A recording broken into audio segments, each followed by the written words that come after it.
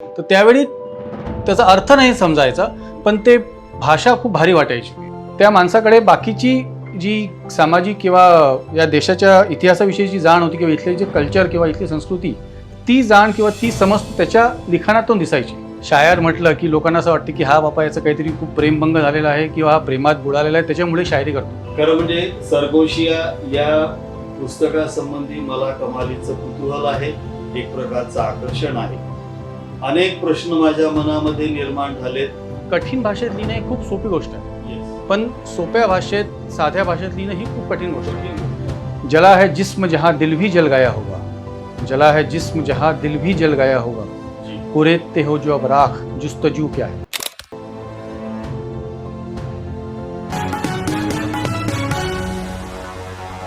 नमस्कार मित्रांनो, तुम्ही कथा वाचता, कविता वाचता, गझल ऐकता, वेगवेगळ्या पद्धतीने वेगवेगळं साहित्य तुम्ही वाचत असता. की आज आपण दैनिक देशोन्नतीच्या यूट्यूब चॅनलमध्ये एक मुलाखत घेणार आहोत आणि ती मुलाखत देत आहेत आपल्या अकोला शहरातले आणि महाराष्ट्रभर ज्यांचं गझलसाठी, शेरसाठी आणि सगळ्यात महत्त्वाचं म्हणजे उर्दू भाषेसाठी नाव झालेलं आहे, उर्दूमध्ये लिहिणारे आपल्या अकोला शहरातलेच एक चांगले युवा गझलकार, युवा शेर लिहिणारे जे आपल्या स्टुडिओमध्ये आज उपलब्ध आहेत. मी त्याचा अगदी थोडक्यामध्ये तुम्हाला परिचय करून देऊ इच्छितो. मीडिया या क्षेत्रामध्ये त्यांनी मास्टर्स इन मास कम्युनिकेशन केलं आहे. नुसतंच शिक्षण घेतलं नाही, तर या शिक्षणाचा उपयोग व्हावा म्हणून असिस्टंट डायरेक्टर, स्क्रिप्ट डायरेक्टर आणि सगळ्यात महत्त्वाचं आपले विचार, आपल्या भावना आणि आपल्या प्रतिक्रिया व्यक्त करणारा हा तरुण दैनिक देशोन्नतीसह इतर अनेक वर्तमानपत्रात छान लिखाण करतो आणि आपली मतं मांडत असतो. मी तुमच्या सर्वांच्या भेटीला त्यांना आणण्यासाठी म्हणून त्यांचे या ठिकाणी सहर्ष स्वागत करतो. नमस्कार, तुमचं मनापासून स्वागत आहे आमच्या दैनिक देशोन्नतीच्या यूट्यूब चॅनलमध्ये. मी निशांत पोहरे यांचं या ठिकाणी सहर्ष स्वागत करतो. सरगोशिया नावाचा त्यांचा छान एक संग्रह प्रकाशित झाला आहे. मी दैनिक देशोन्नतीला रविवारी कवडसा नावाचा स्तंभ लिहितो. मला मोह झाला मित्रांनो या सरगोशियामधल्या एका शेरला आपल्या स्तंभाचं महत्त्व वाढवण्यासाठी. खरं म्हणजे सरगोशिया या पुस्तकासंबंधी मला कमालीचं कुतूहल आहे, एक प्रकारचं आकर्षण आहे. अनेक प्रश्न माझ्या मनामध्ये निर्माण झालेत, ते प्रश्न मी विचारण्याचा प्रयत्न करतोय. मात्र अगदी थेट प्रश्न असा माझ्या मनात येतो तो असा, तुम्ही उर्दूमध्येच लिहिलं, ते उर्दूच का, असं माझ्या मनात प्रश्न निर्माण झाला. तर ते आमच्या रसिक श्रोत्यांना सांगावं. तुम्ही जो प्रश्न केला की उर्दूच का किंवा उर्दू विषयी जे एक प्रेम आहे ते कुठून निर्माण झालं. माझी मातृभाषा मराठी आहे, पण लहानपणापासून घरामध्ये पण तसं काही असं वातावरण नव्हतं, म्हणजे शेर व शायरीचं म्हणा किंवा साहित्यिक असं वातावरण नव्हतंच. हां, माझी जी आत्या होती तिला लहानपणापासून, म्हणजे मी लहान असतापासून तिला सवय होती, आवड होती उर्दू गझल ऐकायची. तर घरामध्ये आम्ही लहान असताना आमच्या त्या कानावरती ते शब्द पडायचे, ते त्या चाली पडायच्या. आता मला वाटतं 12-13 वर्षाचं असेल तेव्हापासून मला आठवतं आहे, त्याच्यापेक्षा लहान किंवा. तर त्यावेळी त्याचा अर्थ नाही समजायचा, पण ते भाषा खूप भारी वाटायची. आणि मग हळूहळू वाचनाची आवड निर्माण होत गेली, तर बाकी साहित्यासोबत मग उर्दू गझल पण वाचायला लागलो. मला उर्दू रस्मोलखत वाचता येत नाही, म्हणजे लिपी आपण ज्याला म्हणतो ती नाही वाचता येत, पण सुदैवाने जितके अवेलेबल आहेत पुस्तकं ते सगळे देवनागरीमध्ये अवेलेबल आहेत. त्याच्यामुळे मग लहानपणापासून ते वाचत गेलो. सुरुवात गुलजारपासून झाली, नंतर हळूहळू गालिब वेगवेगळ्या शायरांना वाचत गेलो. आणि नंतर मला वाटतं मी 9वी-10वीमध्ये असताना दूरदर्शनवरती गुलजार साहेबांची सिरियल आली होती मिर्झा गालिब. नसरुद्दीन शहांनी त्याच्यात भूमिका केली होती मुख्य. तर पहिला जो एक खऱ्या अर्थाने सिरियसली घ्यायला लागलो उर्दू भाषेला ती या एका सिरियलमुळे. तिथून तो प्रवास सुरू झाला, तर तो इथपर्यंत सरगोशियापर्यंत आलेला आहे. तुम्हाला उर्दूची भाषा, उर्दूची आवड निर्माण होणे या संदर्भात तुमचं उर्दूमध्ये काही शिक्षण झालं आहे का? नाही, असं मला शिक्षण ॲज सच नाही झालं. म्हणजे शाळेत असताना आम्हाला जे लँग्वेजेस आम्ही शिकलो, इंग्लिश, हिंदी सेकंड लँग्वेज होती आणि मराठी. मी जसं म्हटलं की उर्दू शिकलेलो नाही आहे मी, मला उर्दू लिहिता वाचता येत नाही. पण इतक्या वर्षांपासून, आता जवळपास मला वाटतं नाही म्हटलं तरी 30 वर्ष झाली असतील जेव्हापासून मी उर्दू ऐकतोय. पहिले गझलच्या फॉर्ममध्ये ऐकायला लागलो, नंतर पुस्तकांच्या फॉर्ममध्ये वाचायला लागलो. त्याच्यामुळे ती आवड तशी निर्माण होत गेली, वाचनाची आवड निर्माण होत गेली आणि त्याच्यामधून मग हळूहळू तो फॉर्म समजायला लागला. बेसिकली बरं. गझलचा फॉर्म काय आहे तो समजायला लागला Yes. आणि त्याच्यामुळे मग त्या पद्धतीने जसं मी म्हटलं की त्याचं फलश्रुत म्हणजे हे पुस्तक सध्या. तर मला असा प्रश्न पडला की निशांत यांनी कोणकोणती उर्दू पुस्तकं वाचली असतील, कोणकोणते उर्दू लेखक वाचले असतील, त्यांचं लिखाण वाचलं असेल, ज्याचा संस्कार झाला, ज्याचा परिणाम झाला आणि आज एक चांगला उदयोन्मुख नाही तर तो चांगल्या पद्धतीने सेटल होणारा लेखक म्हणा, कवी म्हणा, आज जन्माला आलेला आहे. तर ते घरात वातावरण नाही, मात्र वाचनामुळे हे वातावरण निर्माण झालं. तर तुम्ही कोणकोणत्या लेखकांचं वाचन केलं असं मला प्रश्न पडला. लेखकांचं वाचन तसं भरपूर झालेलं आहे आणि प्रभाव जर तुम्ही म्हणाल तर कुठल्या एका कवीचा किंवा एका लेखकाचा प्रभाव नाही आहे. तुम्ही जेव्हा एका सिंगल व्यक्तीकडनं काही वाचून त्याचा जर तेव्हा प्रभाव घेतात तेव्हा त्याच्यामध्ये काय म्हणतो आपण त्याला, कॉपी कॅट असण्याचा किंवा आपण ज्याला प्लेजरिझम म्हणतो, त्यांची झलक इतकी तुमच्या लेखनामध्ये उतरते की ते त्यांचं साहित्य आणि तुमचं साहित्य काही वेगळं राहत नाही. तेच तुम्ही तुमचं वाचन जास्त अफाट असेल, तुम्ही एक नाही तुम्ही 10 लोकांना वाचाल तर तुमची तेवढी विचार करण्याची क्षमता वाढते, तुमची कल्पनाशक्ती वाढते. मी जसं म्हटलं की मी मास्टर्सला वाचलेलं आहे. तुमचे मीर असो, गालिब असो, दाग असो, अमीर मिनाई असो, हे सगळे असो आणि नवीन पण म्हणजे गुलजार साहेबांपासून ते जावेद अख्तर साहेबांपर्यंत या सगळ्यांना वाचलेलं आहे. आणि फक्त उर्दू शायरी किंवा उर्दू गझलच नाही, प्रोज पण वाचायला पाहिजे. मी म्हणजे कुर्तलीन हैदरपासून ते मी सगळ्यांना वाचलेलं आहे.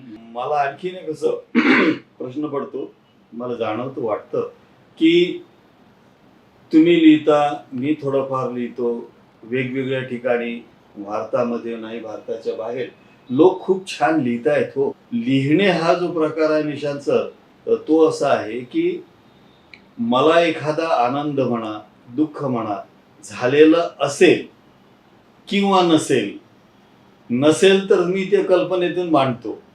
तुमच्या बाबतीत काय आहे, अनुभव आहे की ते कल्पनेने आलेला आहे?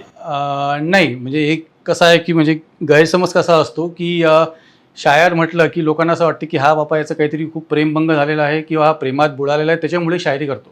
तर बेसिकली तसं काहीच नाही. त्यामुळे अनुभव असा सच काहीच नसतो. हां, आता नेमकी एखादा गझल लिहिताना किंवा एखादी नजम लिहिताना नेमकं त्याचं जे आपण ज्याला बीज म्हणतो ते कुठून येतं, पहिली ओढ किंवा पहिलं ते कुठून येतं ते नाही सांगता येत. म्हणजे माझं तसं असं होतं की मला असं एकांत किंवा असं पण काही नको आहे. मी मित्रांसोबत बसलेलो असतो किंवा ऑफिसमध्ये बसलेलो असतो तर सहज काहीतरी बऱ्याच वेळ एखादा काहीतरी शब्द सुचतो, बऱ्याच वेळ एखादा काहीतरी फक्त एखादा मिसरा सुचतो, 3 ते 4 शब्द सुचतात आणि त्याच्यावरून मग पूर्ण ते गुंफत जातं. म्हणजे माझं बरेचदा असं होतं की कधी एका दिवसामध्ये 1-1, 2-2 गझल पण लिहून झालेल्या आहेत. कधी असं होतं की नाही सुचत, काही क्लिक होत नाही, तर तेव्हा आठवडा महिना गेलेला आहे की मला काहीच लिहिता नाही आलेलं आहे. तर त्याच्यामुळे नेमकं असं काही इन्स्पिरेशन असतं जशी काही नाही आहे किंवा अनुभव म्हणता येईल ते पण काही नाही. हां, आता जे बाकी तुमच्या आसपास जे घडत असतं, सामाजिकदृष्ट्या म्हणा किंवा राजकीयदृष्ट्या म्हणा किंवा भावनिक स्तरावर जे काही घडतं कुठेतरी, तर कुठेतरी ते सबकॉन्शियसली तुमच्या आतमध्ये रजिस्टर होऊन जातं. कुठे ना कुठे तुम्ही लिहिताना तुमचं स्वअनुभव म्हणण्यापेक्षा तुम्हाला स्वतःला तिथे त्या जागेवरती तुम्हाला प्लेस करावंच लागतं. कारण ते अनुभव मग त्याच्यातून जेव्हा ते अनुभव येतात तेव्हा ते तुमच्या शब्दाच्या रूपाने किंवा गझलच्या रूपाने बाहेर निघतात. त्यामुळे तुम्ही टोटली अलिप्त राहून जर लिहायचा प्रयत्न केला तर ते लिखाण अतिशय रुक्ष होऊन जातं. तर तुम्हाला कुठेतरी तेवढी इन्व्हॉल्वमेंट दाखवावीच लागते. ती तेवढ्यापुरती असेल कदाचित, नंतर तुम्ही त्यातून बाहेर निघून जाता.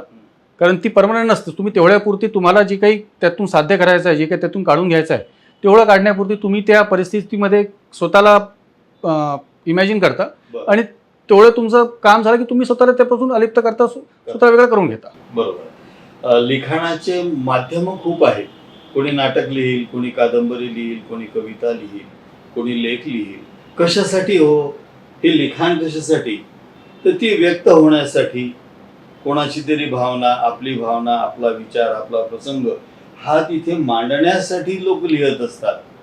मग इतके सगळे माध्यम आहेत, मग तुम्ही उर्दू भाषा आणि हा शेर किंवा गझल किंवा नज्म तुम्ही ज्याला म्हणताय त्याचा स्वीकार आपण का केला?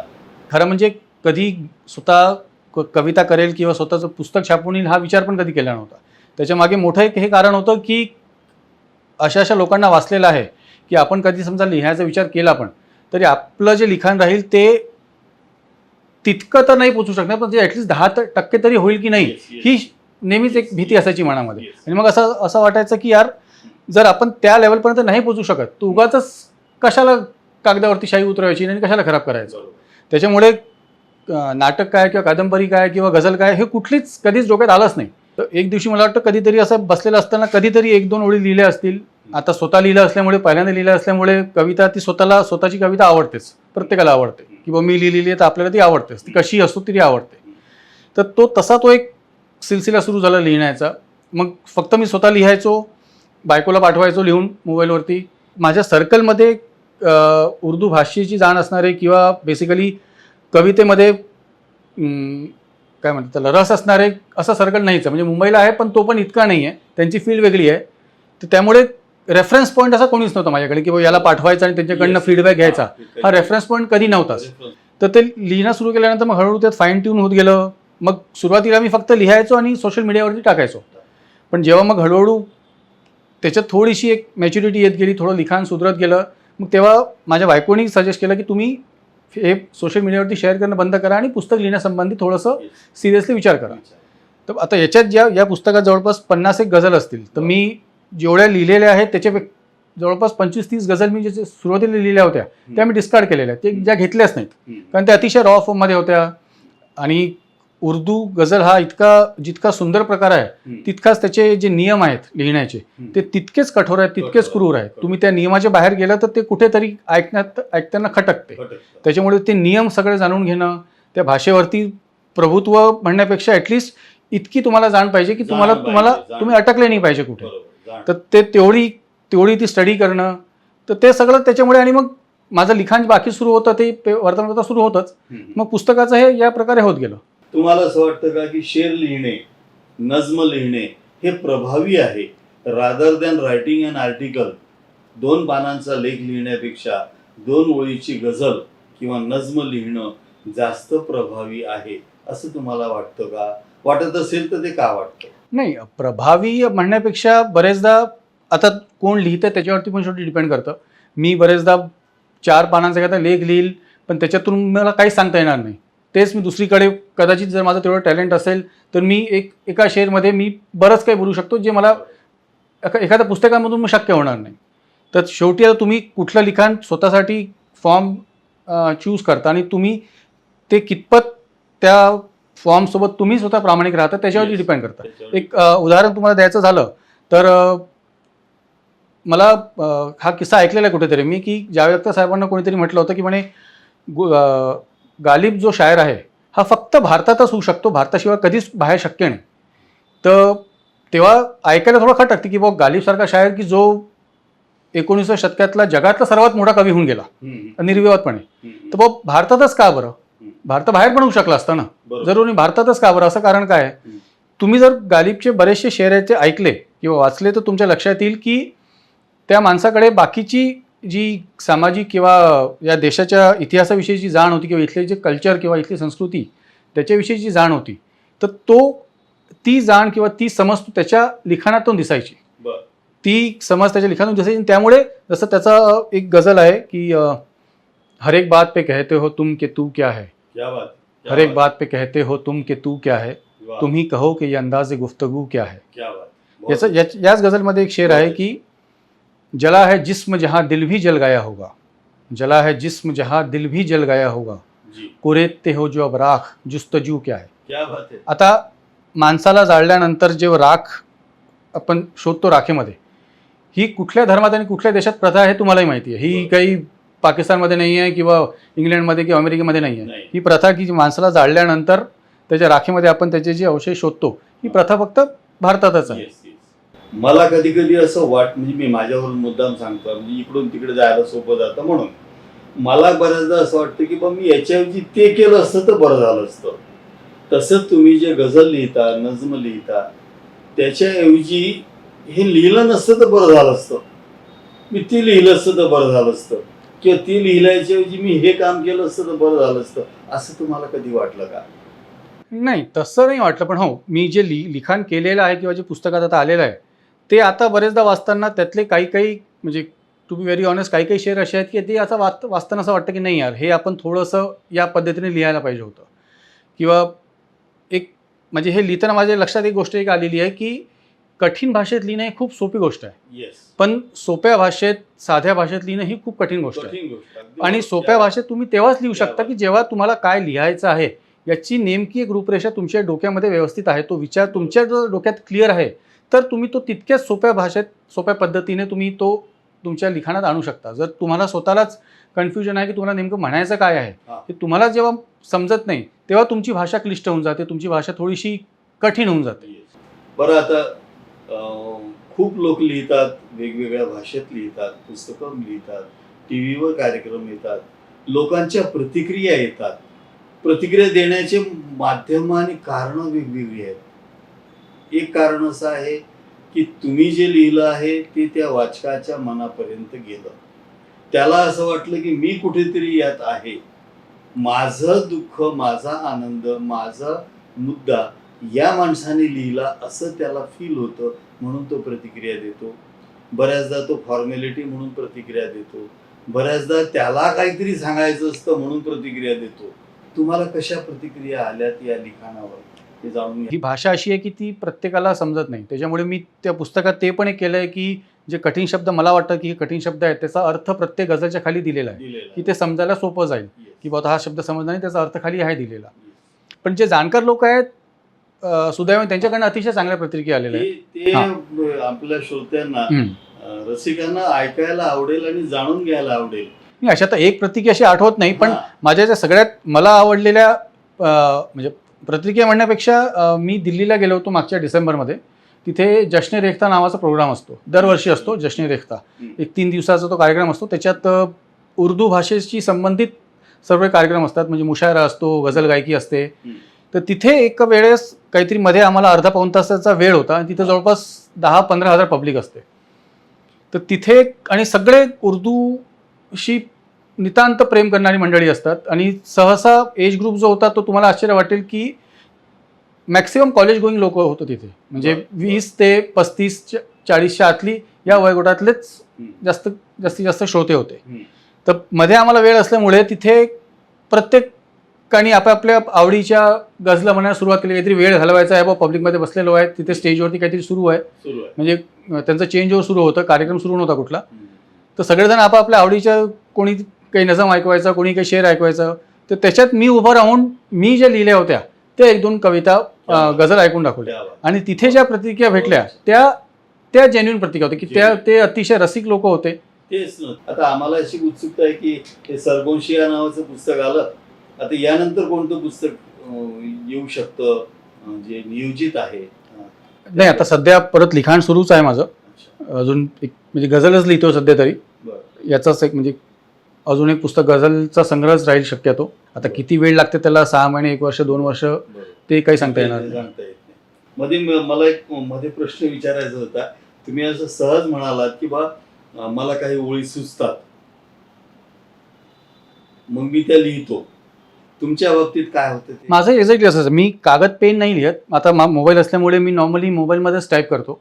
आणि मी जसं म्हटलं की लिहिण्यासाठी असं काहीतरी एकांत हवा किंवा रोज मी 2 तास रूममध्ये बसून एकांतात विचार करतो आणि लिहितो असं आजपर्यंत माझं झालं नाही. मी 1-2दा त्याचा प्रयत्न केला की आपण आता एकांतात घरी सांगितलं की आता मी लिहायला बसतोय, मला डिस्टर्ब करू नका, तसा प्रयत्न केला, पण तसं तेव्हा काहीच सुचत नाही. आणि सडनली ऑफिसमधून घरी जाताना किंवा मित्रांसोबत पार्टी करतोय किंवा मुलांसोबत TV बघतोय आणि सडनली काहीतरी सुचतं, तर ते हाताहात मोबाईल घेतो आणि तिथल्या तिथे ते जे काही आलंय डोक्यात ते टाईप करतो. नंतर मग त्याला एक्सपांड कसं करायचं, कुठल्या पद्धतीने, ती प्रतिक्रिया ती कविता करणे आणि कविता पाडणे असा जो प्रकार आहे, तर तो कविता तुम्ही पाडत नाही, ती तुम्हाला सुचते, हे अत्यंत आनंदाचं आणि समाधानाचं आहे. एक छोटासा शेवटचा प्रश्न विचारायची इच्छा आहे. तुमच्यासारखे किंवा तुमच्या नंतर जे येणारे लोक आहेत त्यांना या लेखनासाठी, या प्रकारच्या लेखनासाठी काय शुभेच्छा देता येतील, त्याला काय सांगावं असं वाटतं आपल्याला? जितकं शक्य आहे तितकं वाचा. Yes. जे वाचता येतं, ज्या भाषेत तुम्हाला इझी जाईल त्या भाषेत वाचा. हम्म. मॅक्सिमम प्रत्येक टाईपचं साहित्य वाचा. आणि म्हणजे फक्त सिरियस लिटरेचरच वाचलं पाहिजे हे पण नाही. जे नॉर्मल स्टेशनवरती पेपरबॅक मिळतात तुम्हाला, साधे थ्रिलर असतात, Yes. जेम्स हेडलीचे, तिथून ते चेकऑफपर्यंत सगळं वाचा. तुम्ही जितकं वाचाल तितकं तुमचं विजन क्लिअर होत जातं. Yes. कारण तुम्ही फक्त सिरियस लिटरेचर वाचलं तर कुठेतरी तुमच्या लिखाणामध्ये तो वृक्षपणा येऊन जातो. बरोबर. त्यामुळे सगळ्या पद्धतीचं साहित्य वाचा. बरोबर. त्याच्यामध्ये फक्त तुमचं लिखाण म्हणजे फक्त हातपाय एवढंच नको, त्याच्यात कुठेतरी एक सोल आपण ज्याला म्हणतो किंवा आत्मा पाहिजे, मन असलं पाहिजे. तर तुम्ही जितकं वाचाल तितकं चांगलं आहे. Yes. चांगलं लिहायचं, चांगलं जाणून घ्यायचं असेल तर तुम्हाला वाचावं लागेल. तर त्यांनी काय वाचावं, जसं तुम्ही वाचता आहात तसं ही मुलाखत पाहणाऱ्या 2 लोकांना असं वाटेल की बा मलाही छान शेर लिहिता येतो, मलाही नजम लिहिता येते, मी काय वाचू. मी सुरुवातीला जे म्हणालो की जर तुम्हाला गझलमध्ये किंवा कवितेमध्ये रस असेल, तुम्हाला त्याच्यामध्ये लिहावंच वाटत असेल, मी उर्दू गझलपुरती बोलू शकतो की मी जे वाचलेलं आहे, जसं मी म्हटलं की गालिबपासून ते मोमिनपासून ते मीर, फिराक, अहमद फराज, फैज अहमद फैज, मी प्रत्येकाला वाचलेलं आहे. बरोबर. त्याच्यामुळे मी जितकं वाचत गेलो तितकं माझी दृष्टी तेवढी क्लिअर होत गेली. येस. कुठल्या पद्धतीने लिहिता येऊ शकतं, कुठल्या पद्धतीने नाही लिहायला पाहिजे ते लक्षात आलं. चांगलं गझल कशाला म्हणतात, वाईट गझल कशाला म्हणतात, तो एक पर्स्पेक्टिव्ह निर्माण झाला. बरं, इंग्रजीत आहेत का शेर लिहिणारे? नाही, गझल हा जो फॉर्मॅट आहे, गझल हा फॉर्मॅट बेसिकली फारसीमधून आलेला आहे. उर्दूमध्येच हा फॉर्मॅट आहे. बेसिकली कुठल्याही नंतर मराठीमध्ये सुरेश भटांनी आपल्याकडे आणला होतो. गझल ही जी कविता आहे, म्हणजे गझलचा जो फॉर्मॅट आहे कवितेचा, त्याच्या आणि बाकी भाषेमधली जी कविता असते जी आपण वाचत आलो, मग मराठीतली असो किंवा इंग्लिशमधली असो, याच्यात मूलभूत फरक एक आहे की जसं इंग्लिशमध्ये आपली कुठली पोएट्री असेल तर ती, किंवा मराठीतली कुठल्याही भाषेतली जी कविता असते तर ती जर मुक्त छंद नसेल, समजा तो फ्री वर्स नसेल, तर त्याच्यामध्ये ती बांधलेली असते एका मीटरमध्ये. मीटर तुम्हाला गझलमध्ये पण लागतं. आणि दुसरी जे एक फॅक्टर असतं ते असतं तुमचं काफियाचं, किंवा आपण ज्याला रायमिंग म्हणतो. की फॉर इन्स्टन्स रॉबर्ट फ्रॉस्टची इंग्लिशची कविता की and I promises to keep and miles to go before I sleep. तर कीप, स्लीप हे तुमचं रायमिंग झालं. हा, यमक ज्याला आपण म्हणतो रायमिंग. जसं याच्यात उर्दूमध्ये त्याला काफिया म्हणतो. हे प्रत्येक याच्यात असतं. हे प्रत्येक भाषेच्या कवितेमध्ये तुम्हाला यमक भेटेल. पण उर्दूमध्ये किंवा उर्दू गझलमध्ये यमक किंवा काफियासोबत आणखीन एक फॅक्टर येतो, तो असतो रदीफचा. की जसं फॉर इन्स्टन्स गालिबची गझल आहे की दिले नादा तुझी हुआ क्या है, आखिर इस दर्द की दवा क्या है. तर हुआ, दवा हे तुमचं काफिया झालं, जे रायमिंग झालं. पण त्याच्यानंतर क्या है हे प्रत्येक याच्यात तुमचं रिपीट होत जाईल, याला रदीफ म्हणतात. तर हा फॉर्मॅट उर्दू गझलशिवाय कुठेच नाही आहे. बरोबर. म्हणजे मराठीतलं हायकू कविता घ्या तुम्ही किंवा दुसऱ्या कविता घ्या, त्यामध्ये आपल्याला आढळत नाही. रदीफ हा येतच नाही. रदीफ हा फक्त तुम्हाला उर्दू गझलमध्येच आढळून येईल. काफिया किंवा यमक आपण ज्याला म्हणतो ते प्रत्येक भाषेतल्या कवितेत असतातच. विषय खूप मोठा आहे, लिखाण फार विशिष्ट आहे. किती बोलावं आणि काय बोलावं असं तुम्हाला आणि मला वाटण्याची मित्रांनो शक्यता आहे. आता गझल आणि नज्म संबंधीचा हा कार्यक्रम असताना मला असं वाटतं की आपण त्यांची एखादी नज्म ऐकायला पाहिजे. निशांत पोहरे यांच्या तोंडून त्यांनी मुळात लिहिलेली आणि त्यांच्या आवडीची असलेली एखादी नज्म आहे, गझल आहे, ती आम्हाला ऐकवावी. म्हणजे आम्हाला त्याचा नक्कीच आनंद घेता येईल. तुम्ही ऐकवावी अशी विनंती. सुरुवातीला एक गझल ऐकवतो. हां, चालेल. जिथे कुठे कठीण शब्द असतील ते एक अर्थ सांगून देईल मला. येस. अजल से गुजार रहा हूँ फिर भी गुजरती क्यों नहीं. अजल म्हणजे अनादिकालापासून, म्हणजे एकदम जेव्हा जगाची निर्मिती झाली तेव्हापासून. अजल से गुजार रहा हूँ फिर भी गुजरती क्यों नहीं, लंबी ही सही रात ही तो है फिर कटती क्यों नहीं. क्या बात है, बहुत अच्छा. तिलिस्म है काला जादू है छलावा है क्या है, तिलिस्म है काला जादू है छलावा है क्या है, मेरी आंखें तुम्हारी तस्वीर से हटती क्यों नहीं. क्या बात है, बहुत अच्छा, बहुत अच्छा. मैंने कलम से अफसाने लिखे हैं कहकशाओं के. कहकशा म्हणजे गॅलेक्सीज, जे मिल्की वे असतात आकाशामध्ये. मिल्की वे, इंग्रजीत मिल्की वे. मैंने कलम से अफसाने लिखे हैं कहकशाओं के, शख्सियत तुम्हारी मेरी गज़ल में सिमटती क्यों नहीं. वाह.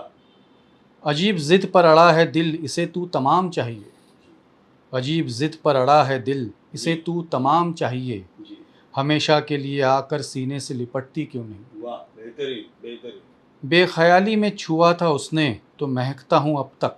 क्या बात है, बहुत अच्छा, बेख्याली में छुआ था उसने तो महकता हूँ अब तक। बहुत अच्छा, उसके लम्स की ये हल्दी बदन से छूटती क्यों हो नहीं। हो, बहुत अच्छा. आणि एक नजम आहे. यामध्ये मला असं वाटतं आठवणींचा संदर्भ थोडा जास्त आहे. नाही तसं काही नाही, म्हणजे आता ते जे जसं सुचत जातं तसं. ही एक नजम आहे. तिचं उन्वान किंवा टायटल आहे वेटिंग रूम. हम्म, जाओ ना यार तुम अब बहुत हुआ ये सब. हम्म, जाओ ना यार तुम अब बहुत हुआ ये सब. हम्म, कब से ठहरी हुई हो मेरे जहन की ज़मीन पर, क्या बात है, बेवजह प्लेटफॉर्म पर रुकी हुई किसी ट्रेन की तरह. हो हो हो, बेवजह, कब से ठहरी हुई हो मेरे जहन की ज़मीन पर, बेवजह प्लेटफॉर्म पर रुकी हुई ट्रेन की तरह. जी, ये रुक रुक कर जाना और जाते जाते रुकना, हम्म, कहाँ की तहज़ीब तर्क मोहब्बत है भला. ना जाने के लिए नहीं आई हो ये एहसास तो था, हम्म. लेकिन इस अंदाज रुखसत का इल्म नहीं था. इल्म म्हणजे इल्म म्हणजे माहिती नव्हती, माहिती. नॉलेज नव्हतं. माहिती. कि ना जाने के लिए नहीं आई हो ये एहसास तो था, लेकिन इस अंदाज रुखसत का इल्म नहीं था. हम्म, और अब जाना है तो चली जाओ ना एक बार. हम्म, और अब जाना है तो चली जाओ ना एक बार. तुम रुकी हो तो मेरे पाँव वेटिंग रूम से निकलते नहीं. क्या बात है, बहुत बार अच्छा. बार नज़र जाती है अब भी उस टाइम टेबल पर, जी, जिसमें तुम्हारे सिवा कभी किसी का अराइवल था ही नहीं. क्या बात है, तुम रुकी हो तो मेरे पाँव वेटिंग रूम से निकलते नहीं. बार बार नज़र जाती है अब भी उस टाइम टेबल पर, हम्म, जिसमें तुम्हारे सिवा कभी किसी का अराइवल था ही नहीं. हम्म, तुम रुकी हुई हो तो यादों का एक मेला सा लगा है. हाँ, तुम रुकी हुई हो तो यादों का मेला सा लगा है एक. जी, स्टेशन पर लोग जैसे यूं ही चले आते हैं भीड़ करने. जी, जी, तुम चली जाओ तो शायद ये हुजूम भी कम हो जाए. भीड़. भीड़, तुम चली जाओ तो शायद ये हुजूम भी कम हो जाए, हम्म. और मैं भी अपना खाली लगेज लेकर घर जाऊं. क्या बात आहे, बहुत अच्छा, बहुत अच्छा. खरं म्हणजे हिंदीमधला तो शब्द आहे दर्द. हम्म. हा दर्द प्रत्येक माणसाच्या जगण्यामध्ये असतो, पण तो दुसऱ्याच्या जगण्यातला सुद्धा आपल्या लिखाणामध्ये आणणं ही एक प्रकारची कसरत आहे, ही एक प्रकारची कला आहे, ही एक प्रकारची देणगी आहे. मला वाटतं ती ईश्वरी देणगी आहे आणि तुम्ही या देणगीला सांभाळावं अशी मी सर्व रसिक श्रोते जे आहेत, प्रेक्षक जे आहेत त्यांच्या वतीने विनंती करू इच्छितो. कारण आपल्याला हे जाणवलं पाहिजे की हे मी केलेलं नाही, हे कुणीतरी माझ्या हातून करून घेतलं. मग निसर्गाने म्हणा, देवाने म्हणा, काय नाव घ्यायची असतील ती घ्या, मात्र त्याला जपावं अशी विनंती करतो आणि तुम्हाला मनपूर्वक शुभेच्छा देतो. धन्यवाद. ठळक घडामोडींसाठी देशोन्नती न्यूज चॅनलला सबस्क्राईब करा आणि बेल आयकॉन प्रेस करा. मुंबई, पुणे, नागपूर, मराठवाडा असो का विदर्भ, राजकीय, सामाजिक, शैक्षणिक क्षेत्र असो का क्रीडा, सर्वच घडामोडीचे विश्लेषण पाहायला विसरू नका. फक्त देशोन्नती न्यूजवर.